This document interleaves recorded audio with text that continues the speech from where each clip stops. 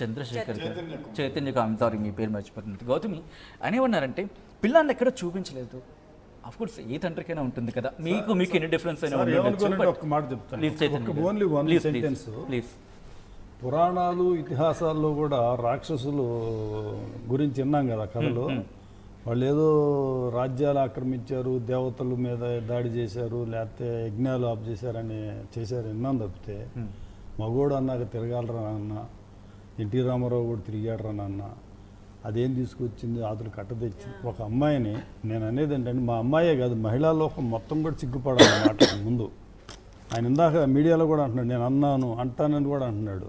ఏమంటున్నాడు, అదేమన్నా సావుకారు బిడ్డ, కొజ్జిముండ, ఇటువంటి మాటలు ఈ సమాజంలో ఇవాళ ఈ ఆధునిక సమాజంలో స్త్రీ సమాన హక్కులు ఉన్నాయి, స్త్రీ సగం ఉన్నాయి. ఈ రోజుల్లో ఇటువంటి తండ్రి కొడుకుతో ఈ మాటలు అంటున్నాడంటే ఈ సమాజం దాన్ని ఎంత వ్యతిరేకించాలి సార్? అసలు ముందు ఒక్క మాటలో చెప్పొచ్చు ఆయన నేచర్ మొత్తం. మనం ఆ ఒక్క మాటతోటి కొడుకుతో తండ్రి మాట్లాడే ఆ మాటలు ఉన్నాయి కదా, ఒప్పుకుంటున్నాడు మీడియా ముందు కూడా, నేను మాట్లాడానండి ఆయన. దాన్ని బట్టే ఆయన సైకాలజీ ఏంటో, ఆయన మనస్తత్వం ఏంటో, కొడుక్కి ఆయన ఇచ్చే డైరెక్షన్ ఏంటో, కొడుక్కి ఆయన గురువుగా ఎలా వ్యవహరించాలనుకుంటున్నాడో, కోడల్ని ఎలా ఎలగొట్టాలనుకుంటున్నాడో, కొడుక్కి అక్రమ సంబంధాలు ఎలా అంటగట్టాలనుకుంటున్నాడో మొత్తం ఆ 2 నిమిషాల ఆడియో టేప్లోనే ఉంది సార్. ఆయన నేచర్ మొత్తాన్ని కూడా ఆవిష్కరించింది అది. బట్ మీ నాన్నగారు పాయింట్ రైజ్ చేసేగా చెప్తున్నాను అక్కడ. ఇందాక ఇదే క్వశ్చన్ రైజ్ అయినప్పుడు తను మహేష్కి మీరు ఎన్నో లింక్స్ అటాచ్ చేశారు. అలాగే నేను అనలేక బట్ నేను అనను, తను ఎంతోమందితో మాట్లాడుతుంది. ఈ 13 years కావచ్చు, లేకపోతే మాట్లాడుతుంది. మరి మేమైనా మాట్లాడామా? సో ఇవన్నీ ఆయన అన్న మాటలు. దీనికి మీరేమంటారు? మేము ఎప్పుడు ఎవరిని లింక్ చేయలేదు కదా, ఎందుకు మాట్లాడుతోంది? అపార్థం అనే కోణంలోనే ఆయన మాట్లాడుతున్నారు. What's your comment? సార్ ఇప్పుడు నేను అపార్థం అని ఎప్పుడు అనాలంటే 2 స్టేట్లు విన్నాయి ఆడియోస్. నా దగ్గర అతనే కన్ఫెస్ చేసిన ఆడియో ఉంది, ఒకసారి విందామా? లేకపోతే బికాస్ ఎవరైనా ఎప్పుడైనా చూడండి అంటే కనుక కొంచెం ఆ క్లారిటీ కాన్వర్సేషన్ ఫస్ట్ ఇచ్చింది ఆర్టీవీలోనే సార్. మనం ప్లే చేస్తాం, ఈ రోజు కూడా ప్లే చేస్తాం. మనం ఒక్కసారి ఇటు మహేష్ ఫాదర్కి మధ్య జరిగిన ఒకసారి కాన్వర్సేషన్ని కాస్త వినే ప్రయత్నించాను. దగ్గర ఎవరైనా కొత్తగా చూనే ఉంటే ఈ కాన్వర్సేషన్ అర్థం కాకపోవచ్చు. ఒక్కసారి ఆడియోని ప్లే చేయండి ఒకసారి. ఇటు మహేష్ ఫాదర్కి మధ్య జరిగిన కాన్వర్సేషన్. డాడీ అమ్మాయి దాంట్లో సినిమాలో యాక్ట్ చేస్తున్నా. ఎవరు? ఐశ్వర్య. దేంట్లో? ఆ సినిమా ఏదో అన్నావు కదా, వేరే ఏదో. అవును చేస్తుంది, నేను అప్పుడైతే చేస్తున్నానని చెప్పింది. టచ్లో లేదా? అంటే నేనే లేను ఇప్పుడు, ఎందుకు వచ్చింది మాలో ఏటో లెక్క చేయకూడదు. వయసులు బట్టి పరిస్థితులు బట్టి మనం వెళ్ళాలి కదా మొగోళ్ళం. ఈ అంత లెక్క వేసుకుని పెద్ద అనవసరంగా ఎక్కువ ఇంపార్టెన్స్ ఇవ్వకూడదు. కూడా ఇచ్చేది అలవాటు అయిపోతారు. ఎట్ట కుదురుద్ది సినిమా వ్యాపారంలో ఉంది. ఎన్టీ రామారావు అంటాడు, ఎవరు అందరూ చూసాం మేము. బడి కట్టుకున్నాం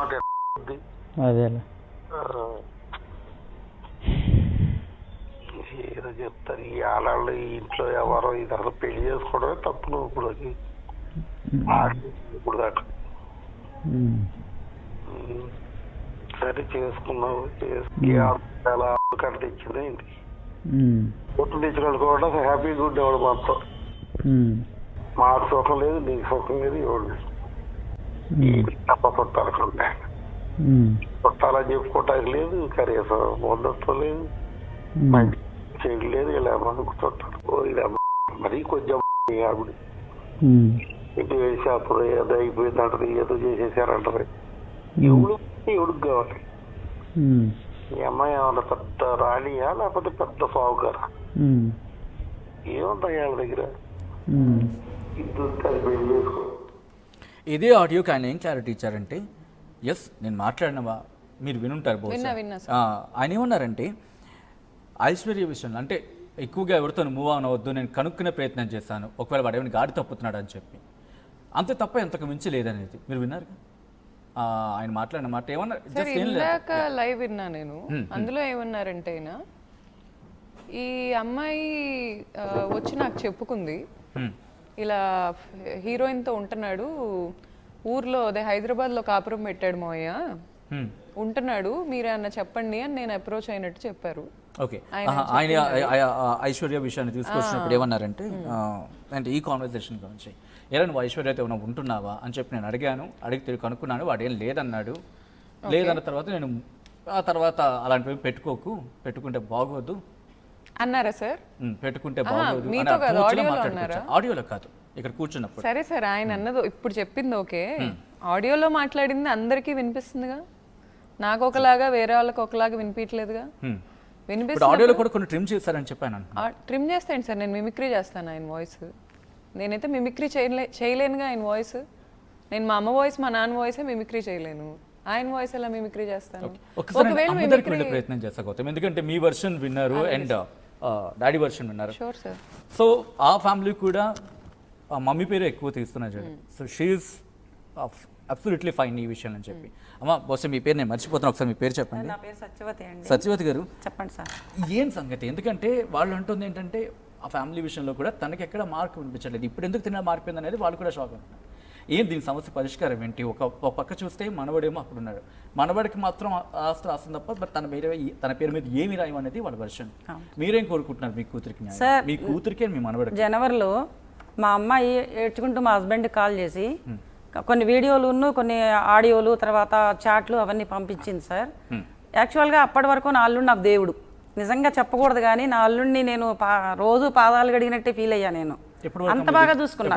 జనవరి వరకు నా కూతురు ఏడ్చినా లేకపోతే బెడ్రూమ్లో పడుకొని తను ఎంత గోత్రు అయినా నా అల్లుడి గురించి ఒక్క మాట చెప్పినా కూడా నేను నమ్మలా. ఎందుకు అంటే అత్త అనుకుంటే అంత బాగుండేవాడు, నేను కూడా నాన్న అనుకుంటుండేదాన్ని. నేను ఏ రోజు తన పేరు పెట్టి పిలవాల, నాన్న అనే పిలుస్తాను, అంత బాగుండేదాన్ని నేను.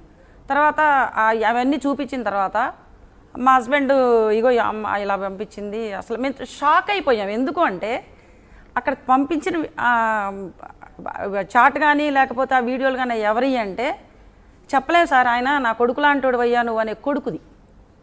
ఆయన ఆ కోడల కోసం రాలా మీడియాకు. నాకు బాధేసిందంటే మా అన్నయ్య గారి మీద. మా అన్నయ్య గారు మా చెల్లి అన్నారు కదా, నేను వాళ్ళ కుటుంబాన్ని కూడా చాలా ప్రేమిస్తాను, గౌరవిస్తాను. మా అన్నయ్య గారు చాలా పెద్ద మనిషి అండి. ఆ పెద్ద మనిషిని మీ సాక్షిగా నేను ఒకే మాట అడుగుతున్నా, అన్నయ్య గారు నేను మిమ్మల్ని ఎంతో ప్రేమగా చూశాను, ఎంతో గౌరవంగా చూశాను. నేను నా అల్లుడిని నా బిడ్డ కంటే ఎక్కువ ప్రేమించాను. నా బిడ్డనే నేను ఇంకా పక్కన పెట్టేశా, కానీ నా అల్లుడిని నా గుండెల్లో పెట్టుకుని పూజించా. కానీ మీరెందుకు నా కూతురు కోసం మీ మనవడి కోసం రాలేదు? రీతూ చౌదరి వీడియో బయటికి రాగానే మీరు ఎందుకు పరిగెత్తుకొచ్చారు మీడియాకి? నాకు ఒక్క సమాధానం ఇవ్వండి మీడియా సాక్షిగా. ఎందుకంటే నేను ఒక తల్లిని, నేను గవర్నమెంట్ టీచర్గా చేస్తున్నాను సార్. అక్టోబర్లో నా రిటైర్మెంట్. నాకు స్కూల్ అంటే నాకు దేవాలయం. నా వాట్సాప్ దాంట్లో కూడా అదే ఉంటుంది, ప్రొఫైల్లో కూడా పాఠశాల నా దేవాలయం. అందులో ప్రతి ఒక్కరూ దేవుళ్ళే అని ఉంటుంది నాకు. అంటే పిల్లల్ని కూడా నేను దేవుళ్ళలాగా భావిస్తాను. నేను జాబ్ చేసుకుందాం అనుకున్నాను. నేను ఈ 6 months కూడా చాలా చక్కగా పాఠశాలలో చక్కగా హాయిగా బతుకుదాం అనుకున్న దాన్ని ఒక్కసారి డైవర్ట్ అయిపోవాల్సి వచ్చింది. నేను పిల్లాడి కేరు, ఇటు పిల్ల చూస్తే ప్యానిక్ అటాక్స్, తర్వాత ఏడుపు, ఉండి ఇబ్బంది పడిపోయి తినకుండా పడుకుంటుంది. అలా కూతుర్ని చూడాలి, ఇలా పసిబిడ్డ. ఆ పిల్లవాడు బట్ వాళ్ళు ఏమంటున్నారంటే గౌతమి ఎక్కడో ఒక తప్పటి అడుగు వేస్తుంది, ఎవరినో అప్రోచ్ అయింది సార్. ఇంకొక మాట అండి, ఎవరో మీడియా పెద్ద మనిషి దానికి వస్తుంది, ఎందుకంటే ఎవరి పేర్లు తీయొద్దు, ఒక పెద్ద మనిషిని తీసుకుని పెద్ద మనిషికి సంబంధించి ఏదో ఆయన గౌతమి జాలి చూపించి తనకి డైరెక్షన్ ఇచ్చారు అనే ప్రకారం మాట్లాడి వస్తున్నా ఆ పాయింట్ కి. గౌతమి అక్కడ ఆలోచించట్లేదు, తన కెరియర్ తన ఫ్యూచర్ నాశనం ఆలోచించకుండా దాన్ని ఇంకా రచ్చ చేసుకుంటుంది. డివోర్స్ విషయానికి వచ్చిన నేను వస్తున్నాను పాయింట్ మీ దగ్గరికి, బట్ అది వస్తాను. డివోర్స్ విషయం ఏమన్నారంటే డివోర్స్ కావాలంటే కోర్టుకి వెళ్ళాలి, కానీ మీడియాకి ఎందుకు ఎక్కుతుంది? ఫస్ట్ స్టేషన్కి పోయింది మేమే, రెండోసారి స్టేషన్కి వెళ్ళింది మేమే, కోర్టులో డైవోర్స్ నోటీస్ ఇచ్చాడు ఆయన. డైవోర్స్ నోటీస్ అంటే ఒక అమ్మాయిని హౌస్ వైఫ్గా వాడుకొని, తెలివితేటలు వాడుకొని, బిజినెస్లో వాడుకొని, పెట్టుబడిగా వాడుకొని, పెళ్లికి ముందు నుంచి వ్యాపార భాగస్వామిగా ఉండి పెళ్ళైన తర్వాత పిల్లగానికి అన్న తర్వాత ఓన్లీ ఒక డైవోర్స్ ఇస్తే డైవోర్స్ ఇచ్చి వెళ్ళిపోవడం న్యాయమా మీరు చెప్పండి? మీడియా ముఖంగా ఏముండవా సార్? డైవోర్సు తీసుకోవడానికి అమ్మాయి సిద్ధంగానే ఉంది. అతను ఏమి ఇచ్చాడు? నాకు డైవర్స్ ఇవ్వని ఇచ్చాడు. అంటే ఏంటంటే తండ్రి కొడుకులు ఇద్దరు కూడా వాళ్ళ గురించి చెప్పాలంటే ఒక రోజు పట్టుద్ది మీకు అన్ని ఆధారాలతోటి. ఇందాక ఏదో అంటున్నాడు ఇంటెలిజెన్సీ వాళ్ళ ఎంక్వైరీ, జ్యుడిషియల్ ఎంక్వైరీకి సిద్ధంగా ఉన్నాం మేము. ఆయన ఆ ఊళ్ళో చేసే అరాచకాలు కానివ్వండి, నా మీద చేసే ఆరోపణలు కానివ్వండి, మీ మీడియా వాళ్ళందరూ కలిసి ఒక జ్యుడిషియల్ ఎంక్వైరీ చేస్తే దాన్ని మేము కట్టుబడి కూడా ఉంటాం మేము. ఓకే, అంటే మీ ఇండివిజువల్ కి సంబంధించి అనేది మేము ఫస్ట్ లీగల్గా వెళ్తే లీగల్గా మేము వెళ్ళింది మేమా వాళ్ళ, అసలు స్టేషన్కి వెళ్ళి సి టీమ్కి వెళ్ళింది మేమా వాళ్ళ, సి టీమ్ తర్వాత కేసు పెట్టింది మేమా వాళ్ళ, కోర్టులో కేసు వేసింది మేమా వాళ్ళ. ఇవన్నీ వేసిన తర్వాత వాటిని కూడా లెక్క చేయకుండా వాళ్ళు నాకు డైవర్స్ ఇవ్వు అని ఒక నోటీస్ ఇచ్చాడండి. బట్ అదెందుకు ఇవ్వాల్సి వచ్చిందంటే ఇప్పుడు జరుగుతున్న పరిణామాల నేపథ్యంలో ఇవ్వాల్సి వచ్చిందంటే అనేది వాళ్ళ వర్షన్. జరిగిన పరిణామాలను ఫేస్ చేయడానికి డైవర్స్ ఇవ్వటం ఒకటే కాదు కదా, వీళ్ళకి కాదు కదండి. అమ్మాయి ఇంజనీరింగ్ చదివింది, బీటెక్ చదివింది, లా చదివింది, బిజినెస్ చేసింది, భారీగా ఉన్నది, కొడుకుని కన్నది. బట్ నేను ఆ పాయింట్కి వస్తున్నాను చైతన్య గారు, నేను ఇదే ప్రశ్న అడిగాను. అంటే ఇద్దరి మధ్య గొడవ జరుగుతున్నప్పుడు పెద్దల సమక్షంలో ఏదైనా చర్చ జరుగుతుంది, ఆ తర్వాత వెళ్తుంది కదా అంటే ఒకటి సార్, అసలు మేమే సార్ లీగల్ గా మేమే వెళ్తున్నాం ఇవాళకి. నవ్వు వాళ్ళు వెళ్ళా ఇంతవరకు. బట్ ఏంటంటే పెద్దవాళ్ళ మధ్య మీ ఇద్దరు పెద్దవాళ్ళ మాట వినలేదు, డైరెక్ట్ గా మీరు మీడియాకి ఎక్కేసారు అనేది ఆయన మాట. చర్చ జరగలేదా జనవరిలో సార్ ఇదంతా బయటకు వచ్చిన తర్వాత నేను మా హస్బెండ్ ఇద్దరం వచ్చాం సార్ అక్కడికి.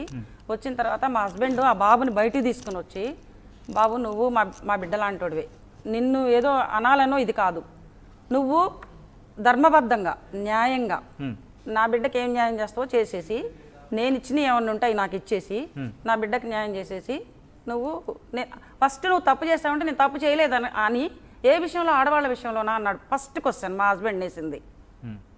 ఏ విషయం? మీ అల్లుడు మహేష్ మా హస్బెండ్ వేసాడు. ఆడవాళ్ళ విషయంలోనా? అసలు ఆయన అడగలి. అయితే ఆ పిల్లాడు 100% నిజాయితీ ఒప్పుకున్నాడు అండి ప్రతిదీ కూడా. నేను చేశానన్నాడు, నా తప్పే అన్నాడు. సో అదంతా ఇది ఓకే. ఒక తండ్రి ఏం చేయాలంటే ఇలా ఆరోపణలు వచ్చినప్పుడు కొడుకు మీద చిన్న పాస్ తీసుకుంటానండి, ఇదే ప్రశ్న వెళ్ళే ప్రయత్నం చేస్తాను. Sorry for the Gautami, of course నేను ఆడవాళ్ళని అడగకూడదు కాబట్టి నేను వాళ్ళు అడగట్లేదు.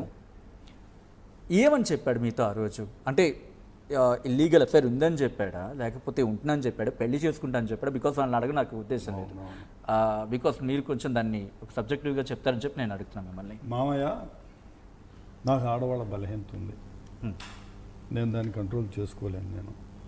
నేను స్టేషన్లో కూడా అదే చెప్పా, సి టీమ్కి అదే చెప్పా, మా నాన్నకి అదే చెప్పా.